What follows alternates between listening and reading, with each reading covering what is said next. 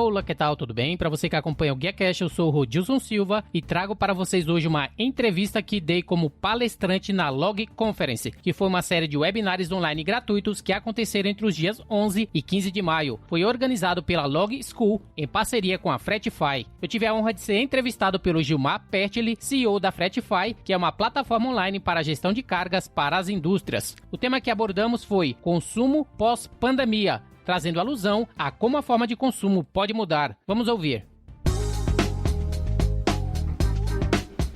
Olá, sou Gilmar Pertile, CEO da Fretify.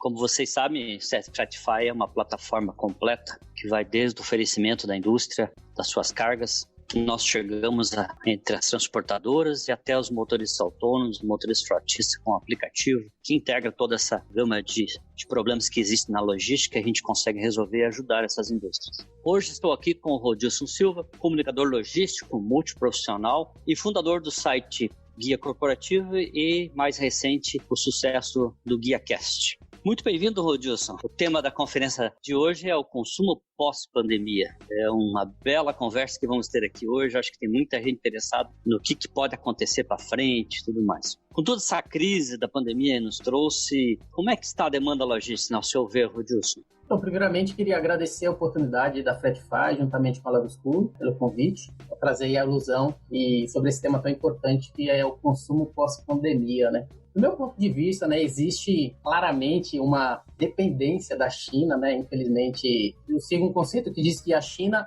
ela é a fábrica do mundo, né? Os outros países são os shoppings, e devido a isso, uma vez que teve todo esse colapso aí em toda a economia chinesa, isso teve um efeito aí em todos os países, claramente aí no Brasil. Eu estava fazendo algumas pesquisas para trazer alusão a esse tópico e eu percebi que 51 mil empresas, né, em todo o mundo, eles têm um ou mais fornecedores diretos em Wuhan, na China, que é a cidade ali que teve o epicentro aí, né, do Covid-19. E se você pega a lista da Fortune, né, das empresas destacadas dentro desse nicho, voltado à logística e supply chain, 938 dessas empresas mais destacadas têm um ou mais fornecedores dentro daquela região. O que isso mostra, né? Que essa paralisação na China, que fornece aí componentes para todo mundo, ele gerou uma extrema interrupção em toda a cadeia de suprimentos, em pelo menos um elo das cadeias produtivas no Brasil e no mundo. Costumo dizer que aconteceu meio que um curto-circuito nas cadeias de suprimentos, ocasionados por N motivos, né, que todos nós já conhecemos: fechamento de cidades, restrição de movimentos, restrição ou interrupções de voos, redução da capacidade, né, de frete aéreo, até o marítimo foi afetado, né, uma vez que os navios chegam no porto, existe a necessidade de você ter uma quarentena, né, até que eles sejam liberados para poder fazer ali a permissão dos portos, né, retardando ali todo o processo. Os contêineres hoje, né, estão presos nos portos ou em trânsitos, matérias-primas manufaturadas não conseguem chegar e assim por diante. Isso claramente fez com que a demanda, né, por essas matérias-primas tenham diminuído, uma vez que existe hoje a necessidade de você focar nos produtos que a gente chama, né, primeiro nível de consumo, que é medicamentos, produtos farmacêuticos, suprimentos médicos e assim por diante. Em face de tudo isso que aconteceu, né, na economia, aquele equilíbrio que existia entre receitas e custos operacionais foi totalmente afetado. Ele não existe mais hoje. Se você levar em consideração o próprio IPP, que é o Índice de Preço do Consumidor, que mede a evolução dos preços dos produtos na porta da fábrica, sem os impostos e fretes, né, eles cresceram 1,32% em março, conta aí o IBGE. Ou seja, todos os custos para você produzir, para trazer esses produtos, ele aumentou muito. Isso afeta diretamente a primeira milha, afeta diretamente a última milha, causa uma desestabilização do movimento de suprimentos, né, diretamente proporcional a esses custos que estão sendo afetados. De fato, né, existe uma desaceleração no movimento das mercadorias hoje, e essa oferta e demanda comum, né, no mercado, que a gente tem que lidar a todo momento, trabalhando com logística e supply chain, ela foi afetada diretamente. Isso automaticamente afeta também, principalmente, toda a nossa economia, e uma vez que as nossas atividades, né, perde força, a economia perde força, toda essa distribuição no processo logístico termina, de certa forma, sendo impactado também.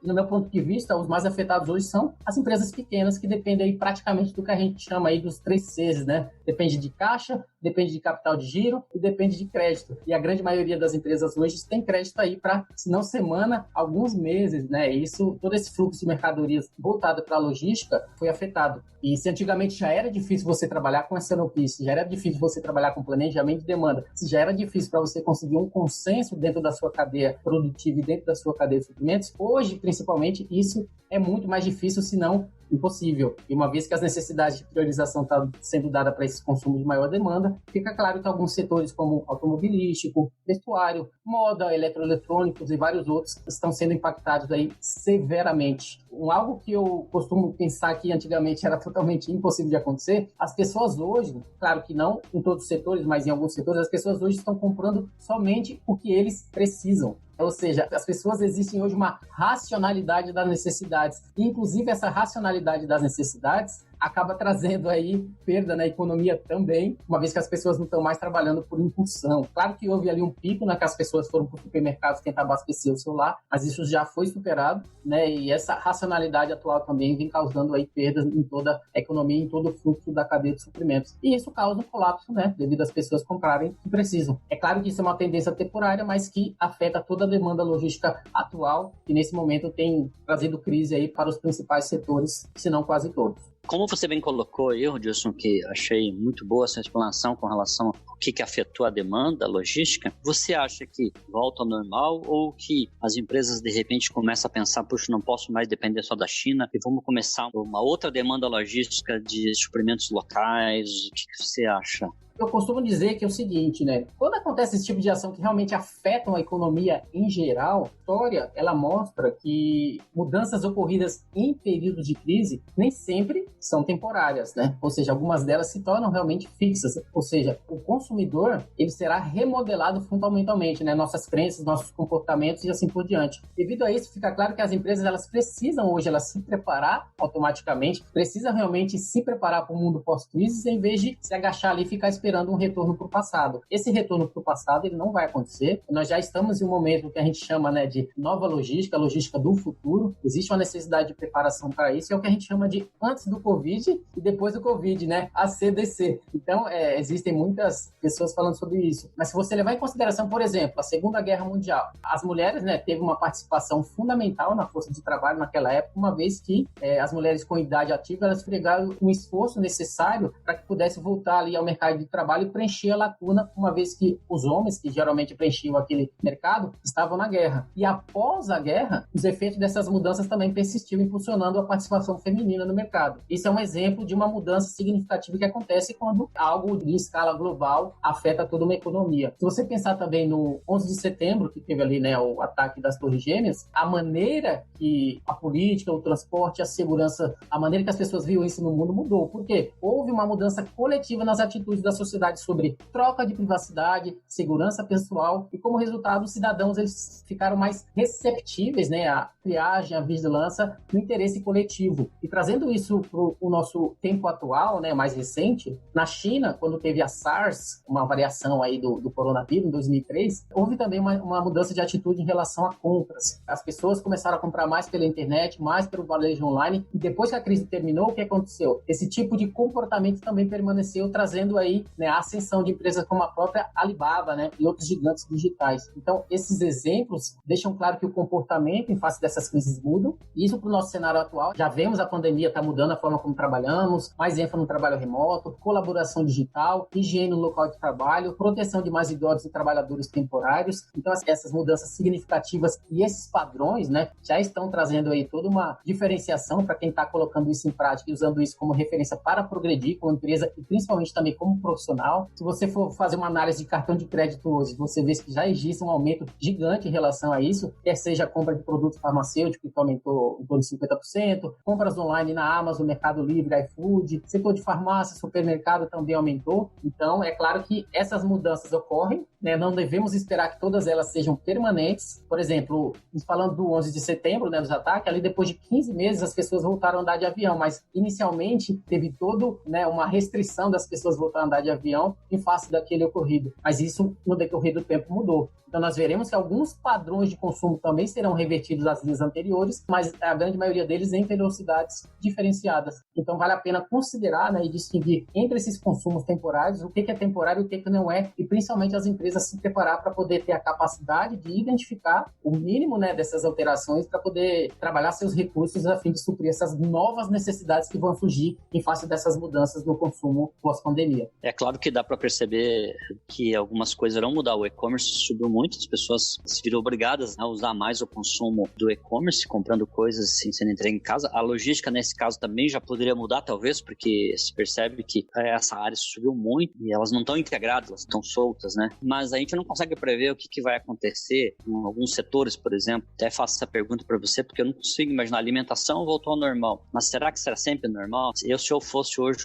uma área logística, no que eu devo me preparar, por exemplo? O agronegócio muda, não muda? Você tem algum comentário a respeito disso? Trazendo como exemplo aí a alimentação, né? As empresas de alimentos e bebidas, elas estão enfrentando um consumo reduzido, levando em consideração que se você pensar que o online, ele aumentou, ok, mas o consumo fora de casa, que é o offline, geralmente e historicamente é o que gera a maior margem, o maior markup, nesse momento isso ainda está parado. Ou seja, automaticamente muitas empresas que ainda assim partiram por online estão sofrendo ali com redução de custos, assim por diante, com falta de receita, em face desse markup, em face dessa margem anteriormente, quando você vai presencialmente num restaurante, ser maior. Então isso mostra que pode haver mudanças também futuras dentro desse nicho. As pessoas podem optar, pós-pandemia, a optar e almoçar e pedir sua comida ao invés de ir num restaurante, principalmente no início, em face de que as pessoas talvez tentarão se proteger cada vez mais, né, do novos coronavírus e outros vírus e assim por diante. Mas eu vejo que quando a situação ela começar a normalizar, em se falando de alimentação, as coisas começarão a voltar mais normal, né? Mas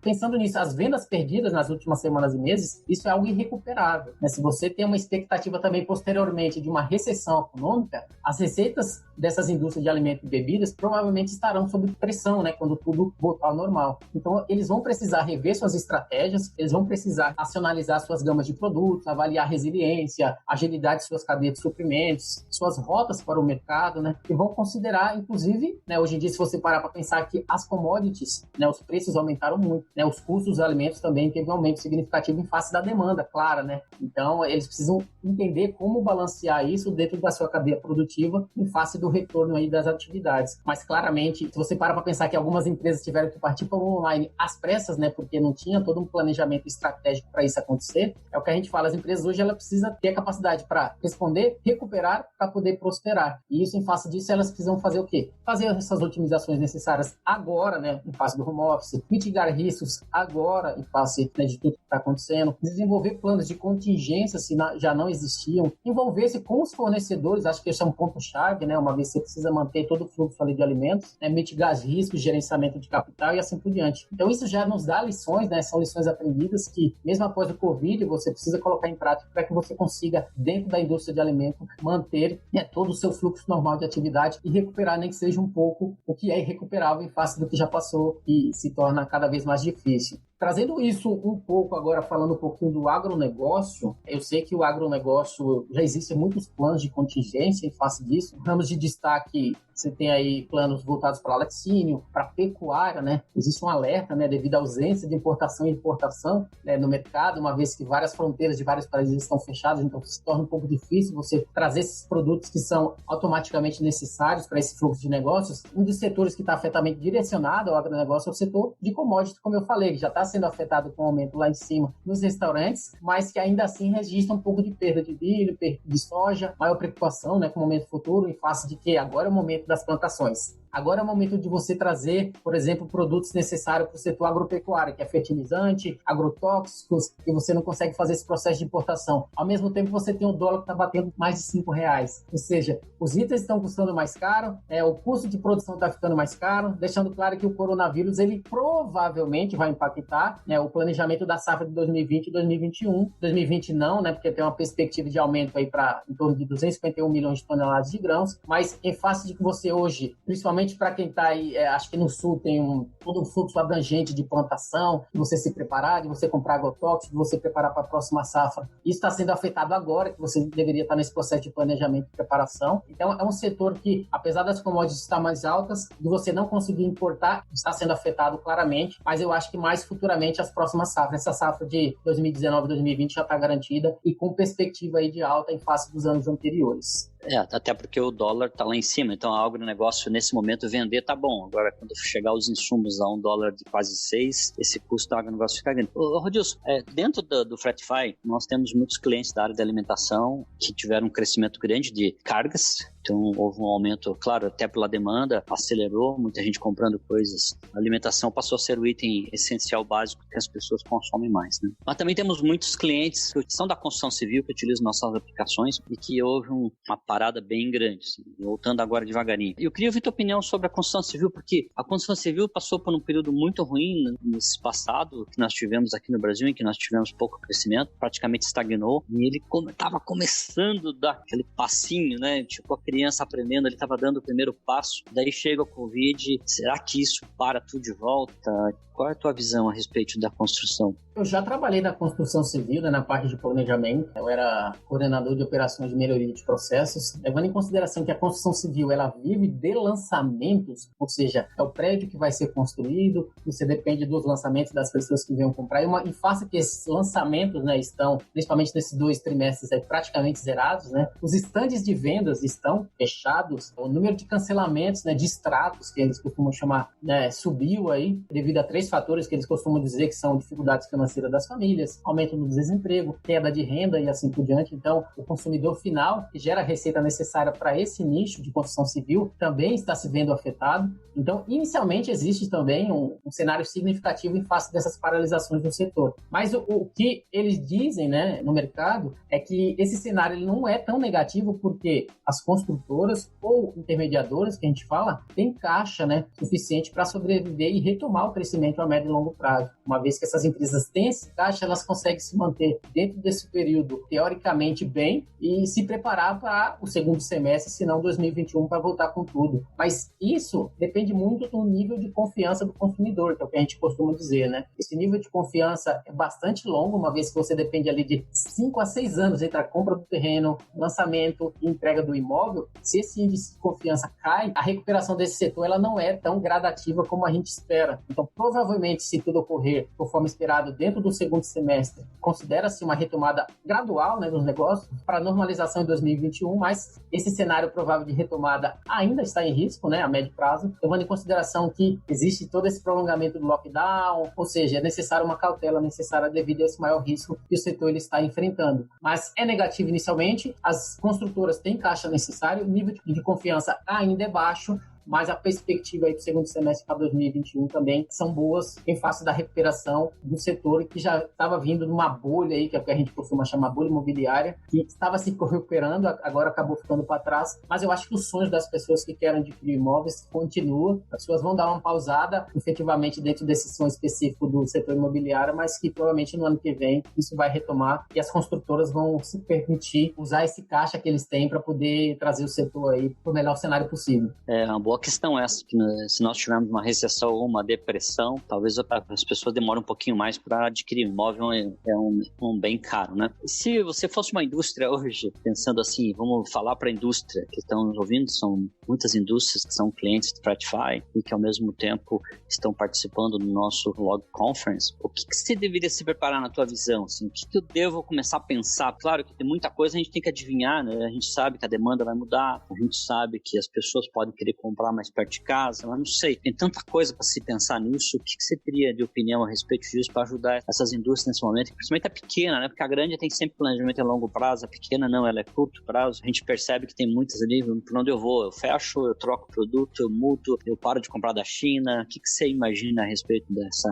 retomada? Como eu citei anteriormente, né, no exemplo da Segunda Guerra Mundial, naquele momento houve o quê? Necessidade de inovação forçada. Ou seja, nesse momento, essa inovação forçada também vai acontecer. Naquela época, você teve desenvolvimento e comercialização de motor a jato, você teve cabines de aeronave, você teve helicópteros, você teve tecnologia atômica, você teve computadores, foguetes, radar, penicilina, tudo naquela época da Segunda Guerra Mundial, e em face de todos aqueles problemas, foi necessária essa inovação forçada. E eu creio que hoje também não será diferente. As novas necessidades nascidas, né, da atual crise, provavelmente vai conduzir a inovações duradouras em outras áreas da logística, na tecnologia, ferramentas de colaboração digital, configurações de escritórios, domésticos, né? Você para pensar, as pessoas estão trabalhando de casa hoje, vai precisar de espaços, vão precisar de equipamentos, né? Vão precisar de materiais de reposição, pintura, toda a parte de carpintaria, mesas, impressoras, etc. As pessoas estão comendo em casa, vai ter necessidade de ou cozinhar em casa e aumenta ali toda essa parte também de produtos alimentícios, ou se vai pedir algum serviço ali de entrega, vai haver necessidade também de serviço de entrega, de pagamentos eletrônicos. Você tem toda a parte de entretenimento, né, que as pessoas por estarem em casa com os filhos vai precisar de streaming, de livros, de games, e tem toda uma transformação digital para fazer isso ficar interligado entre eles e conversar. Apesar de ser muito cedo da gente falar das possibilidades, né, pode acontecer, as organizações ela podem usar como exemplo a própria China. Eu acho que é um exemplo claro para a gente, e levando em consideração que ela está à nossa frente, ou seja, tudo que ela já passou, provavelmente ainda vamos passar, a gente tem que usar esse know-how deles para poder também nos direcionar que tipo de restrições vai acontecer, o que pode ser atenuado, que tipo de atividade pode ser reiniciada a curto, médio e longo prazo, assim por diante. Então eu acho que a China é um exemplo interessante para a gente usar como referência para melhorar nossas operações. Em face da sua pergunta, né, como as indústrias elas podem se preparar para esse tipo de retomada, eu acho que eu preparei aqui algumas respostas interessantes. Creio eu que a primeira delas seria esperar mudanças e olhar para o futuro. De que forma? As empresas, geralmente, em face de problemas, elas se tornam meio que míopes, né, quando são ameaçadas. Mas eu acho que tem que ser muito pelo contrário. As empresas que mais aparecem no mercado, elas têm uma inflexão estratégica em face do presente, em face da crise, porque elas consideram o futuro. E as principais perguntas nesse momento precisam ser: o que vem a seguir e com quais consequências e principalmente oportunidades. Uma vez que você se prepara para esse tipo de approach, eu acho que você consegue descobrir claramente, juntamente com o seu time, que tipo de necessidade você pode suprir em face desse momento, levando em consideração que é importante você ter todo um planejamento estruturado dentro desse nicho. O segundo ponto que eu acho bastante importante também é você compreender mudanças mais amplas. As oportunidades geralmente nascem de frustrações dos clientes, ou seja, é necessário você ouvir o seu cliente hoje. Muitos dos seus clientes provavelmente estão passando por muitas dificuldades. Uma vez que você ouve essas necessidades, você vai poder também direcionar, né, e suprir aquele tipo de necessidade que talvez fosse algo que anteriormente você não tinha. Inclusive, talvez criar um produto novo, criar um tipo de serviço novo. Se você parar para pensar que as pessoas vão trabalhar de casa hoje, né, ou seja, o consumo e o comportamento vai mudar, provavelmente haverá consequências para onde? Equipamento de escritório, imóveis,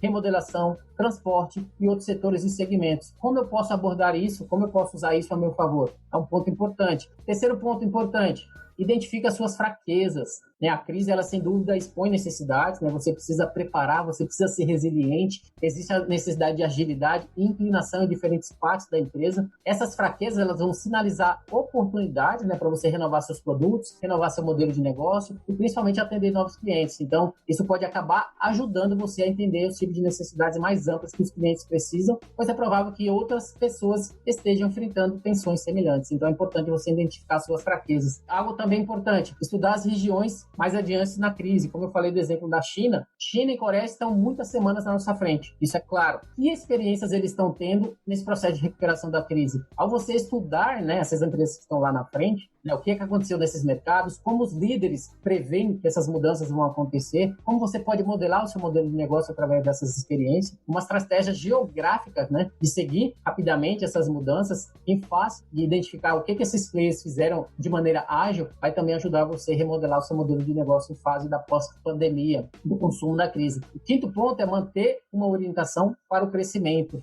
É quase inevitável, né, que você enfrente uma recessão aí pós-crise, né, conforme a gente já falou. Essa não é uma razão para adiar inovação e investimento. Existem muitas empresas hoje que cresceram seus resultados principais em momentos de crise, quer seja crise de 2008 e várias outras crises. Então, o melhor momento para você crescer diferencialmente, né, é quando o crescimento agregado é baixo. Você quer se diferenciar? Eu acho que quando você cresce na crise, você vai conseguir estar à frente ali dos seus concorrentes, né? As empresas florescem no momento de desaceleração. Por isso é importante você estabelecer pilares de crescimento dentro da sua empresa. E o último ponto sobre isso, né, o que as empresas precisam fazer, é estar apta para a personalização. Eu acho que é importante em face das expectativas dos consumidores, né, que exige aí uma experienciação personalizada, né, esse maneiro de consumo vai mudar. Essas empresas precisam partir para estratégias bem-sucedidas dessas gigantes de varejo que estão fazendo hoje, como a própria Amazon, tem um approach personalizado com atendimento e nível de serviço do cliente. As empresas estão adotando processos em nuvem, adoção de inteligência artificial, maneiras de encontrar equilíbrio, né, entre o que os clientes desejam e as opções das marcas. A partir do momento que você tem esse approach de personalização, identificar o que o cliente quer, isso também vai fazer toda a diferença dentro do seu nicho, do seu modelo de negócio. É o que eu sempre indico, os 3 vezes da cadeia de suprimentos. Você aumenta a sua visibilidade, você aumenta a sua velocidade, você reduz a sua variabilidade. E é isso que o cliente quer, velocidade, através da visibilidade, que gera menos variabilidade. Isso você só consegue você tendo torre de controle, você tendo roteirizadores, você tendo software de rastreamento, monitoramento em tempo real. É apenas com esses dados que você consegue ali oferecer para o cliente redução de custo, eficiência de produção, eficácia de vendas e informação, né? É que eu digo, a informação nunca foi tão imprescindível quanto ela é hoje. E muitas empresas já estão aproveitando essas condições negativas, né, para atualizar seus modelos de negócio através de ponto de retirada por aplicativo, você tem comprovação de entrega por voz, leitores de códigos de barras que já emite raio UVB, que segundo eles já elimina aí algum vírus. Então, a pandemia, ela acelera a transformação na logística, assim como aconteceu anteriormente. Essa aceleração obrigatória, né, vai acontecer. E muitas empresas de entregas, por exemplo, Express, eles estão trabalhando no modelo de Black Friday, né, com entregas aumentando, com tudo isso acontecendo, e eles estão se reinventando nesse momento de necessidade. Então, eu acho que existe agora um momento de transformação para que a empresa, né, precise estar apta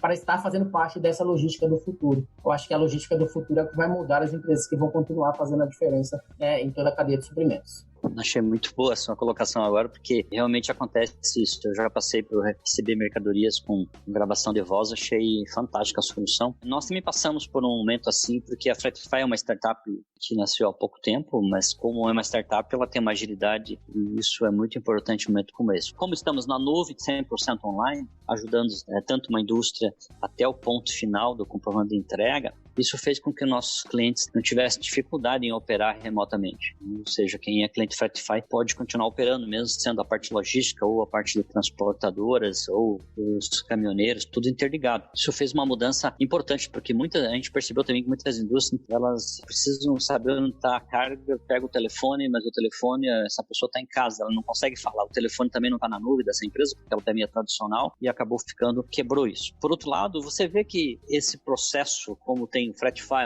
é uma plataforma moderna, online, nova, gere a carga de uma forma mais leve, todo mundo interligado, desde a indústria, todos os processos e tudo mais. Você acha que teremos que mudar também pessoas, ou contratar pessoas? Na hora de contratar alguém, será que essa indústria tem que repensar, trazer alguém diferente ou não? O que você acha? Essa mudança é um comportamento que tem que mudar, né? Comportamento é uma coisa, dá trabalho mudar, mas eu acho que pensaríamos dessa forma também? Eu acho que eles precisam dar na mesma direção, né? De mão dadas na mesma direção profissionalmente para atingir o mesmo objetivo, né? Porque assim, o funcionário, ele reflete ali, né, a missão da empresa. Então esse funcionário também precisa estar preparado, não somente a empresa. A empresa hoje, ela vai usar, como a gente falou, Fretify, ela vai usar todos os serviços necessários que as empresas vão prover ali para aumentar a visibilidade, mas o profissional também precisa desse tipo de atualização, né? Ou seja, você tem hoje, a Log School fornece cursos online, você tem os softwares necessários para manter o seu negócio rodando com a visibilidade que você precisa. Você tem podcasts hoje, como o próprio GuiaCast, que traz ali conteúdo em áudio. Você tem vários exemplos de tudo que está acontecendo no mercado hoje que proporciona esse tipo de aumento da sua capacidade ali profissional. Você precisa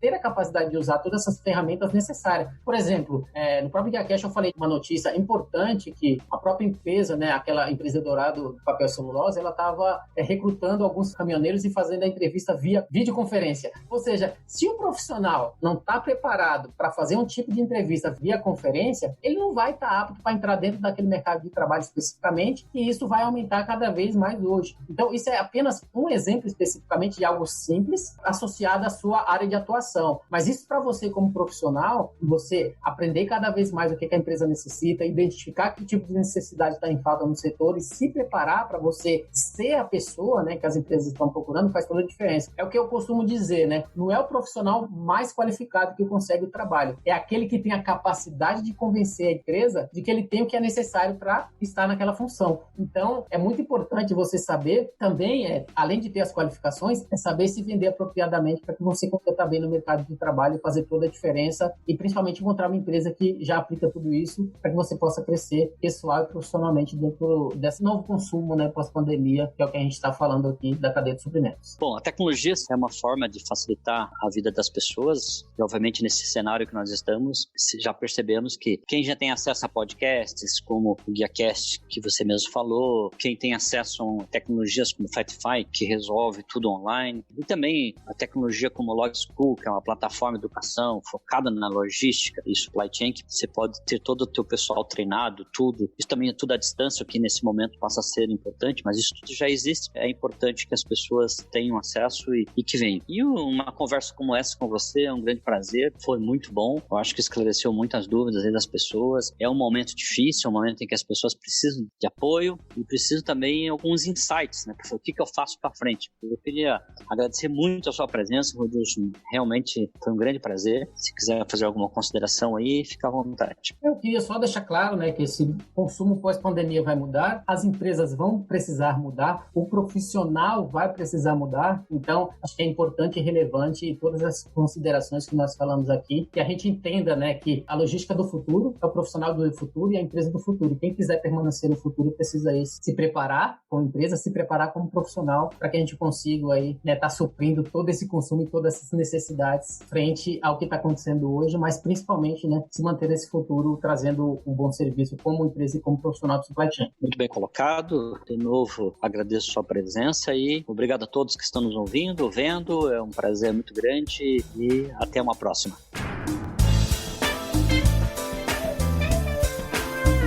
Muito bem, se você gostou desse episódio, você pode compartilhar com seus colegas, amigos e profissionais de supply chain. E você também pode me encontrar no LinkedIn. É só procurar Rodilson Silva, comunicador logístico multiprofissional. Eu gostaria de agradecer o convite para participar da Log Conference, a Log School, escola online que oferece cursos na área de logística e qualidade. E também agradecer a FratFi, aplicativo que faz a gestão do transporte de cargas, conectando embarcadores a transportadoras. Te convido a acompanhar as demais palestras da Log Conference no canal da FratFi no YouTube, onde foram abordados outros temas, desde a Revolução 4.0 emplacou, supply chain no século XXI, os heróis do transporte, principais tendências para a logística na pós-pandemia, retomada dos setores econômicos com a política brasileira, melhoria contínua, como será, logística 4.0 na última milha, inovações, o meu tema, consumo pós-pandemia e, por último, aumento da produtividade dos CDs com a logística Lean. Não perca! Eu sou Rodilson Silva com Gilmar Pertile, que te envia um GuiaCast abraço. Até a próxima. Tchau, tchau.